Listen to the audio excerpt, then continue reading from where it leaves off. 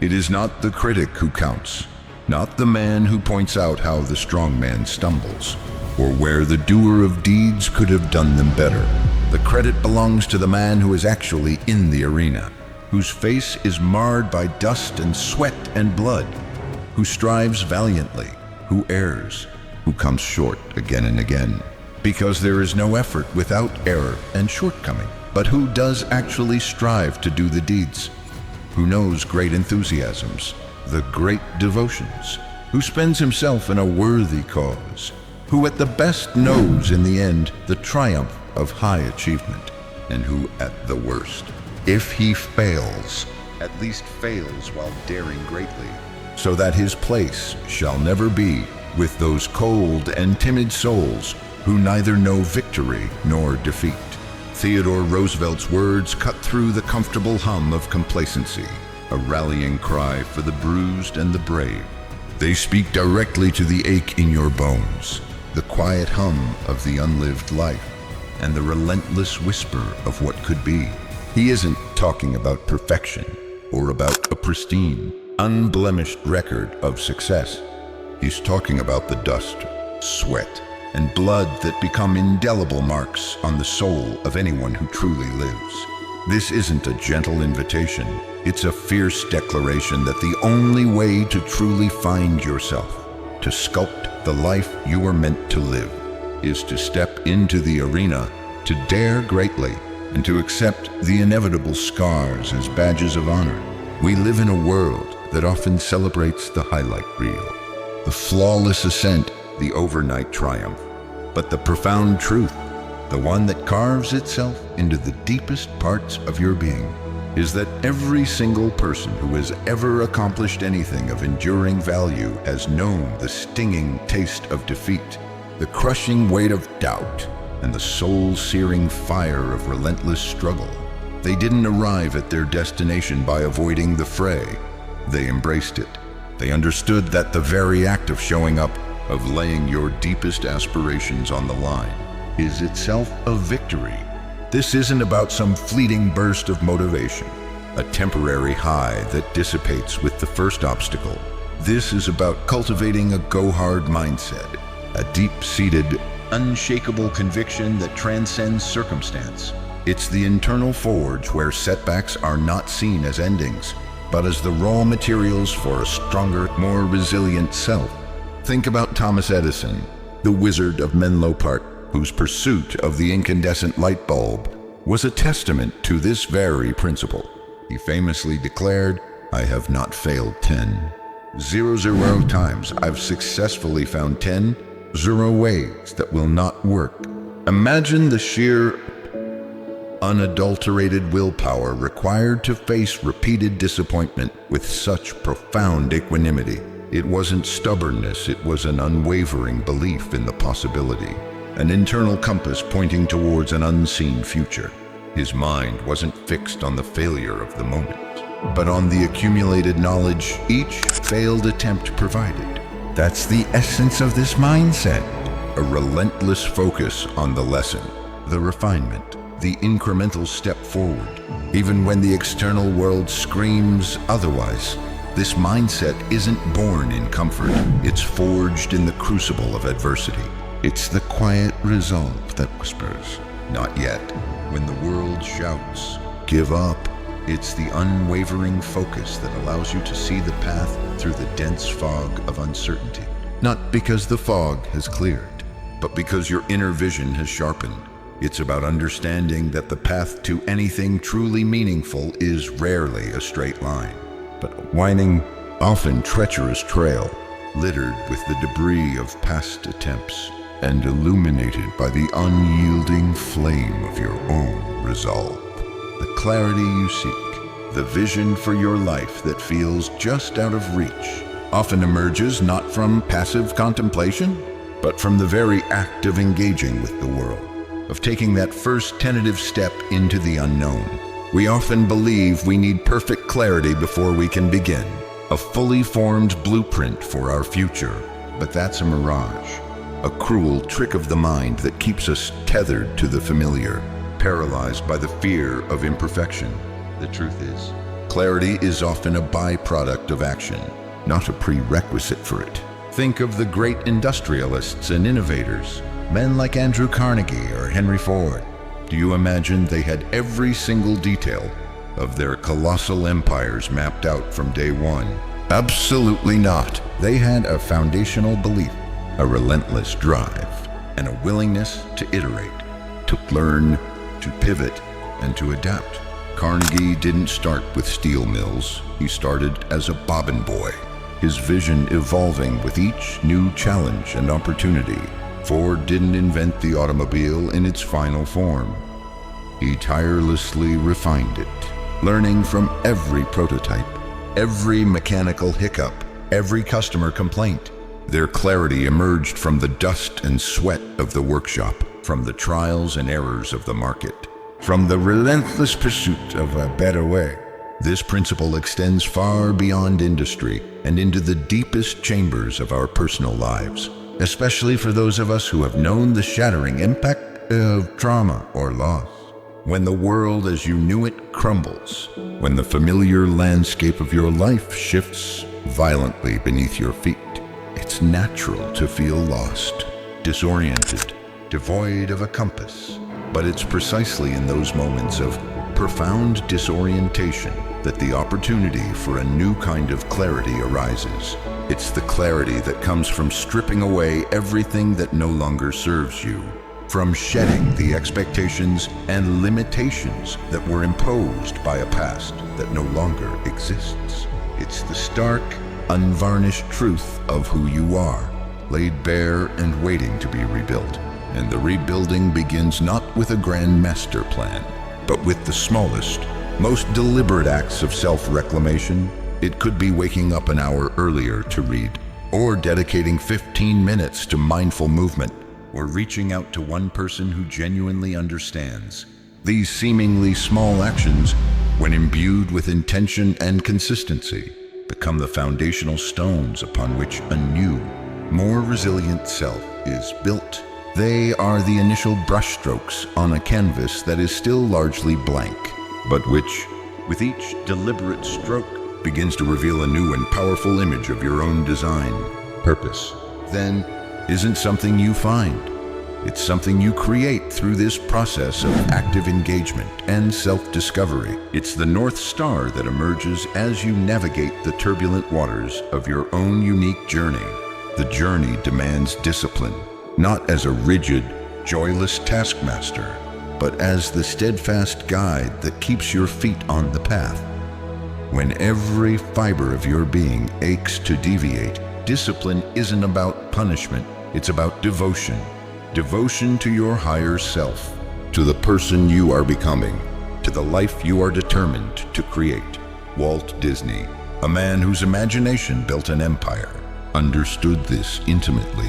He wasn't just a dreamer, he was a relentless doer, a meticulous planner, and an uncompromising executor of his vision. He faced bankruptcy, rejection, and ridicule, but his discipline, his unwavering commitment to his creative purpose, allowed him to push through. He understood that the magic wasn't in the initial spark of an idea, but in the grueling, often unglamorous work of bringing that idea to life. Day after painstaking day, it's the countless hours spent refining, iterating, and perfecting, long after the initial excitement has faded. That's the unsung hero of every great achievement. For those navigating the aftermath of deep loss or profound trauma, discipline takes on an even more profound significance. When your internal world feels chaotic and unpredictable, when the foundations of your being have been shaken, the deliberate cultivation of routine and small, consistent actions becomes an anchor.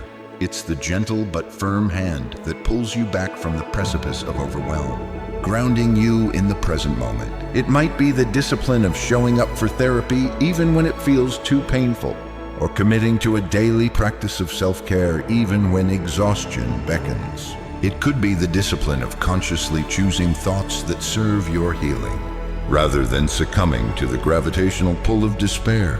This isn't about forcing yourself into a rigid mold. It's about creating a framework within which healing and growth can flourish. It's about building momentum, one tiny, intentional step at a time, until the cumulative effect of these disciplined choices begins to feel unstoppable. And as momentum builds, so too does a profound sense of gratitude. Not a superficial, performative gratitude, but a deep, resonant appreciation for the very act of striving, for the lessons learned in the crucible of challenge, and for the resilience you discover within yourself. It's recognizing the growth that emerges from the wreckage, the strength that is forged in the fire. This journey, however, is rarely linear. It demands a profound capacity for adaptability. Abraham Lincoln, a man whose life was a relentless testament to resilience and unwavering purpose, faced unimaginable setbacks and personal tragedies. His political career was a series of defeats before his eventual triumph. He lost elections, endured personal criticisms that would crush lesser individuals, and bore the weight of a nation tearing itself apart. Yet, he consistently adapted. He learned from every misstep, refined his approach, and most importantly, never lost sight of his ultimate vision for a unified nation. He understood that the path forward often requires a willingness to shed old strategies, to embrace new information, and to pivot when circumstances demand it. His strength wasn't in his ability to avoid failure, but in his unparalleled capacity to learn from it and to adjust his course with unwavering resolve. This is the hallmark of the go hard mindset. Not an unyielding adherence to a rigid plan, but an unyielding commitment to the outcome, coupled with the flexibility to navigate the ever-changing landscape. For those recovering from trauma, adaptability is not just a virtue. It is an essential survival skill and a pathway to reclaiming agency. When life shatters your assumptions, when the world no longer operates by the rules you once knew, the ability to adapt becomes paramount. It's the courage to grieve what was lost while simultaneously building something new from the fragments. It's the willingness to reevaluate your beliefs, to explore new coping mechanisms, and to find new ways of connecting with yourself and the world around you. This often means stepping outside the familiar, even when the familiar offers a deceptive sense of safety. It might mean embracing vulnerability, seeking support in unexpected places, or allowing yourself to feel emotions that you've long suppressed. It's about understanding that healing isn't a passive process. It's an active, dynamic engagement with the present moment, a continuous negotiation between what was and what can be. And within this active engagement, within this willingness to adapt and pivot, lies the seeds of profound resilience. Resilience isn't about bouncing back to exactly where you were before. It's about bouncing forward, transformed by the experience, stronger and more deeply rooted in your own truth. It's the capacity to not just survive, but to truly thrive in the face of adversity, to find meaning and purpose even in the most challenging of circumstances. It's the quiet strength that allows you to stand firm against the winds of change, knowing that even if you bend, you will not break.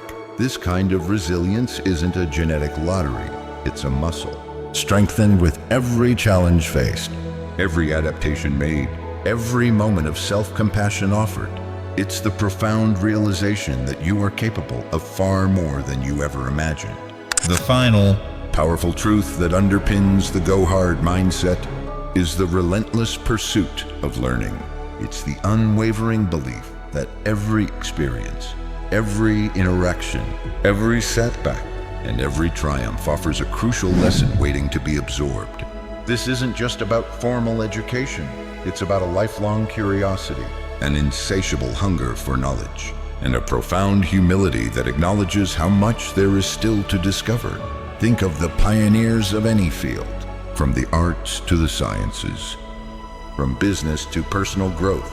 They were all relentless learners. They didn't just consume information, they synthesized it, experimented with it, and applied it in novel ways. They understood that stagnation is the enemy of progress, and that true mastery is a continuous, evolving process. They embraced feedback, even when it was painful, and saw criticism as an opportunity for refinement. This commitment to continuous learning is the fuel that powers adaptability, the engine that drives clarity, and the foundation upon which enduring purpose is built.